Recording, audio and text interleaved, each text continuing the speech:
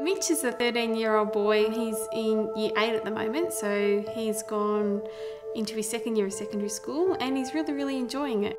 He's quite academic actually. It's a bit funny. Last year we said to him, if you get an A, we'll give you $10. Well, he kind of showed us up, and 28 A's later, he was happy to score the $280. So that was a very proud moment.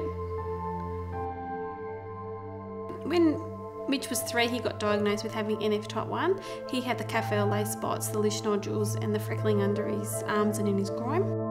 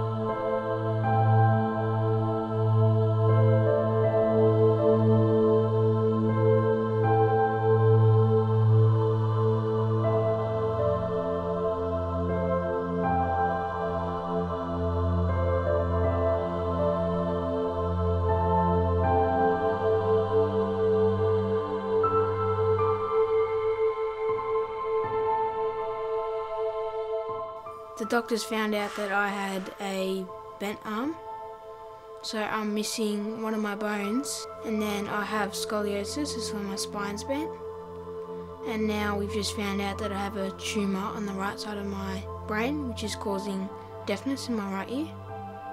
This is my arm. One of the bones is like, I think it's that big, and then because it was only that big, the other one grew bent. When Mitchell got out of the bath one day, I noticed that his spine looked a bit bent. So the next time we were in the hospital with his arm checkup, I asked the doctor about it and he sent us down for an x-ray, and the x-ray confirmed a 79-degree scoliosis. This was when the priority now become his back, not his arm. It was classified as severe, and within 3 months he'd had his first rod put in his back. Mitch being Mitch and NF being NF, a few other things happened and he managed to snap the rod, got another one put in that was faulty. One got dislocated from my spine, one's been faulty, and the other one's got broken.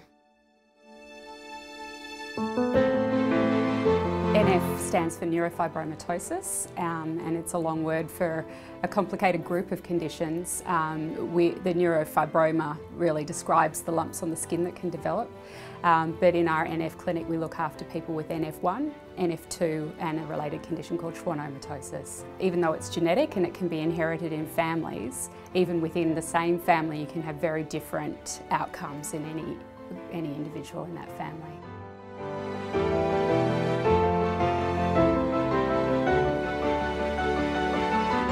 William, my oldest son, is 5 and he was diagnosed with NF at the age of 3. I just knew something wasn't right from the time he hit his first birthday.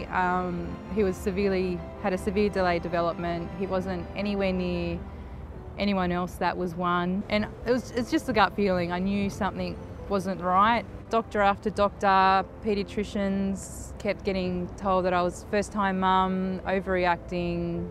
One of the challenges that we have with NF is that a lot of doctors throw their hands up, and really if you haven't got experience with NF, you can actually do a disservice to your patient. I finally found a paediatrician in our local area that as soon as we walked in the room, he took one look at Will and turned around and said, "I think your son has this thing called NF." Once I got off the phone, had to ring them back to get the spelling of it so I could Google it.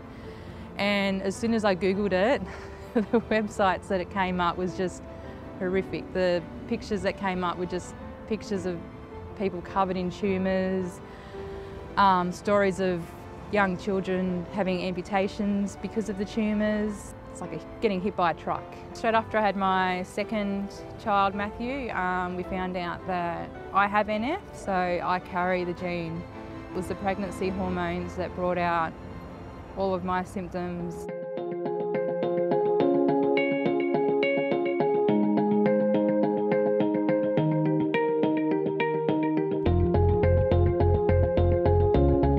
My role is the National Support Coordinator. I am here to provide information to people. I'm acting as a connection for people. A lot of people with the diagnosis of NF feel very isolated, they feel very alone. So people can ring me or email me and they can ask me questions, I can give them information, I can connect them with others so they can reduce some of that isolation that they feel. I can reassure them.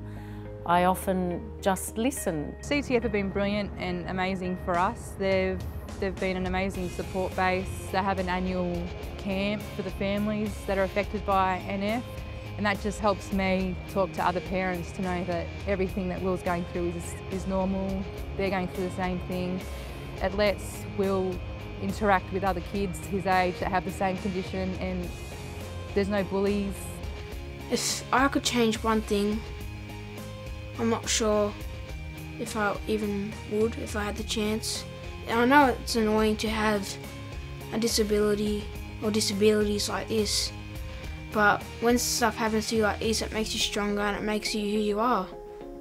I would change everything. I would definitely try and take that NF diagnosis away from him. I feel he's been robbed a little bit of his childhood. But on the other hand, he's a strong kid and Mitch is Mitch, and yeah. Sorry.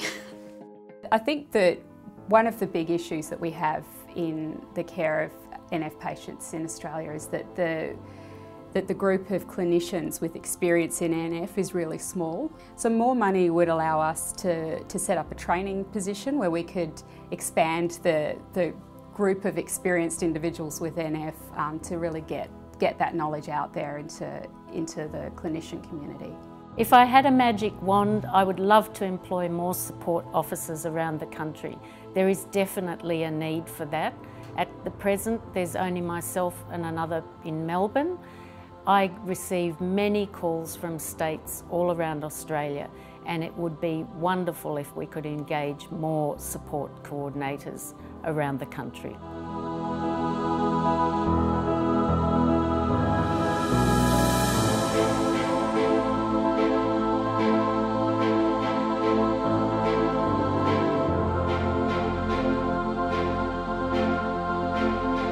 He starts kindy next year. He's really excited. My biggest fear for him at school is him getting picked on because he is different.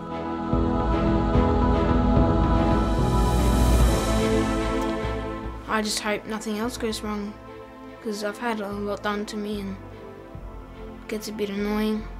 I just want a bit of a break.